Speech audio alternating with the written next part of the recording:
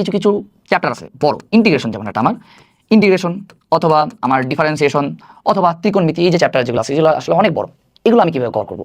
আমি না physics, chemistry অথবা বায়োলজির একটা চ্যাপ্টার, এই আমাদের ক্যাপস্টোন ডিভিশন প্রোগ্রামের যে ক্লাসগুলো আছে এগুলো তুমি আসলে একদিনে কভার করতে পারবা বা 2 দিন সর্বোচ্চ লাগবে।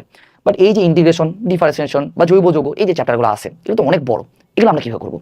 দেখো, তোমার হাতে আরো 40 দিনের মতো সময় আছে। তুমি করবা কি, দিনের যে ডেইলি পড়াটা আছে, দিনের ডেইলি পড়াগুলোর মাঝে শুধুমাত্র 3 ঘন্টা টাইম রাখবা, যে আমি এই টাইমটুকু শুধুমাত্র আমার যে চ্যাপ্টারটা স্কিপ করার কথা ওই চ্যাপ্টারটার উপর একটা ভালো প্রিপারেশন নিব। সর্বোচ্চ কয়দিন লাগবে?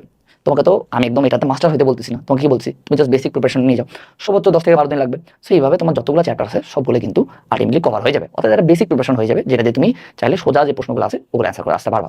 সো কখনোই আমরা কোনো চ্যাপ্টার স্কিপ করবো না, প্রতিটা চ্যাপ্টারের উপরে একটা বেসিক প্রিপারেশন নিব, হয় ক্লাস করবো, নাহলে নিজেই হলো দাগানো বই পড়বো, পাশাপাশি টেস্ট পেপার অ্যানালাইসিস করে পড়বো। আর যেগুলো ম্যাথের বড় বড় চ্যাপ্টার আছে অথবা কেমিস্ট্রি, জৈব যৌগ, এগুলোর জন্য আমরা করবো কি, প্রতিদিন 3 ঘন্টা সময় রাখবো, অ্যান্ড ক্লাস দিকে হোক অথবা নিজে হোক আমরা এই 3 ঘন্টার সময় শুধুমাত্র স্কিপ যেগুলো চ্যাপ্টার করবো ওগুলো পড়বো।